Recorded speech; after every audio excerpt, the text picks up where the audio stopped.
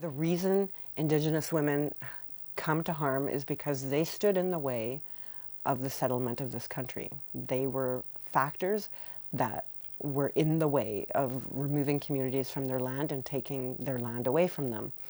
And things haven't changed that much. Like, we do know that in areas of the country where there's more resource extraction, there is more violence against women. So violence against Indigenous women has to be seen as inherent to violence on the land, which is what resource extraction is. We know that in around the tar sands, for example, the rates of violence against women skyrocket, as do problems with other social problems like drug addictions, STDs, the rates of HIV/AIDS, and so forth. So basically, I think it also has to do with the racism that colonialism operates on. So, like a really deep-seated racism that allows perpetrators to see Indigenous women as not human and as bodies that can be violated with impunity. And I do think it has a lot to do with impunity, and the fact that so little happens. And perpetrators know that. They know that, it's going to be a little different if they abduct someone from a rich neighborhood in Toronto, where you will see, posters go up immediately and a huge hunt, and search for that woman, and the police will get really active. Whereas, over and over again, I hear from family members that when they report their loved ones missing, if they're Native, the police will tell them, oh, she's probably out drinking, oh, she's just at a party or something. And families are doing their own searches. There's places where today, right now, the family of Jennifer Catchaway in Manitoba is searching a reserve for her remains. There are community members dragging the Red River themselves because the authorities aren't doing this work. I would say that there has been an explosion in media interest and coverage on the issue. I would relate that back again to the efforts of many, many activists, but also the fact that in recent years, a number of significant things happened that got the media's attention. One of them was the release of a report by Dr. Marianne Pierce, an Ottawa scholar, who released a report, I think it would be 2 years ago now, that, actually had some numbers, because for a long time, the only numbers that we had came from the Native Women's Association Sisters in Spirit project, but the funding to that project was cut by the Harper government in 2010, and they never really completed very much research. They had only got to, I believe, about 580 names, and the RCMP at that time were casting doubt on those figures and claiming that they thought they were too high. Interestingly, though, when Marianne Pierce's work came out, they had to do some, really quick sort of damage control, and they actually collaborated with Marianne Pierce so that they released their own report a couple of months later and actually had a much higher number, which was around 1,200. That and a couple of particularly brutal murders that were good stories. I'm being cynical here, but that's the reality. The media will only cover something if it thinks it's a good story, and there were a couple of those. One was Loretta Saunders. She was an Innu woman who was pregnant when she went missing, and she disappeared a couple of days before February 14th, and February 14th has become, a significant date in the public's eye. As I'm in Vancouver, they've been holding memorial marches on that day for 25 years, over 25 years now. In Toronto, we've had 10. And across the country, in over 22 cities, people hold memorials and vigils on that day. So when Loretta Saunders went missing, it got a lot of attention because it was just a few days before February 14th. Mm-hmm. So a lot of people were talking about it. And what was also interesting about that story, and what the media loved, is that she was writing her thesis, her dissertation on missing and murdered Indigenous women when she became a missing and murdered Indigenous woman. And then I believe it was the summer after that Tina Fontaine was a 15-year-old girl whose body was pulled out of the Red River in Winnipeg. She was in a garbage bag.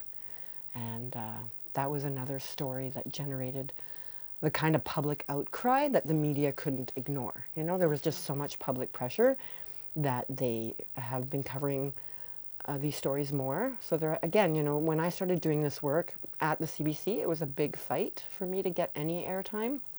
I had done a research trip. I had a great executive producer at the time that I was at CBC News Sunday. He gave me a small budget, and I did a road trip from Toronto to northern BC and back. I was on the road for 7 weeks. I covered 15,000 kilometers of territory. I interviewed over 45 family members of missing and murdered women and girls, and I got about 3.5 minutes of airtime to talk about that issue. And the only reason I even got that airtime was because Amnesty International was releasing a report that has become sort of a milestone. That was in 2006. It was the Stolen Sisters report. It was the first time that Amnesty had ever investigated a host country, so it was a precedent for Amnesty to do that, and that was really the reason that the CBC even allowed those 3.5 minutes to be aired, because it was sort of the intro to the interview with the executive director of Amnesty that got me those 3.5 minutes. But my executive producer did recognize that it was an important enough story to dedicate more time to, and he asked me to pick one of the stories and gave me a budget for a feature-length documentary, and that ended up being Go Home Baby Girl. So I believe that was one of the first documentaries that aired publicly on national television. Around the same time, Finding Dawn was being made. That was a National Film Board production, so more things were starting to be getting out there. So from about 2005, it has slowly increased and improved. At the time that I first started doing this work, family members were very, very, upset, and community did not have a good relationship with the media, because the reporting was often just focused on a type of victim blame discourse. So it would, highlight if the women were street involved, or if they happened to be doing sex work. You'd have headlines like "dead prostitute found in parking lot." It was very dehumanizing, and if the stories were published at all, there was very little sympathy evoked for what had happened to the woman or girl and to what the family was going through. So it's taken a lot of effort on the part of advocates and community members to change that. And also the presence of more Aboriginal journalists has really shifted the situation, because now we have quite a few. We have CBC Aboriginal. They have,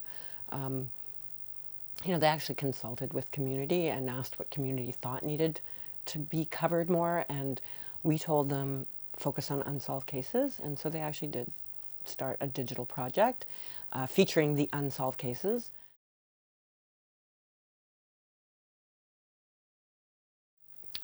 Well, we're watching with a lot of interest to see what happens. I have very mixed feelings. I had very mixed feelings about this becoming an election issue. On the one hand, of course, family members have a lot of hope because there's finally being some attention given to the issue. But on the other hand, we know that the Liberal government, doesn't have a great track record when it comes to Indigenous people, because, like any political party, it is upholding the settler colonial state. And it is a settler colonial state that is, the settler colonial state continues to be founded on the expropriation of Indigenous land and the exploitation of that Indigenous land. So I don't really see the Liberal government as having a much different agenda. His father was responsible for the White Paper, which essentially would have eliminated Indians. That was a big push to assimilate and disappear Indians, and there was a lot of resistance from our community that stopped that. So, I do see Justin as someone who's operating within those mainstream politics, and in a tradition that has not been any different from a conservative one.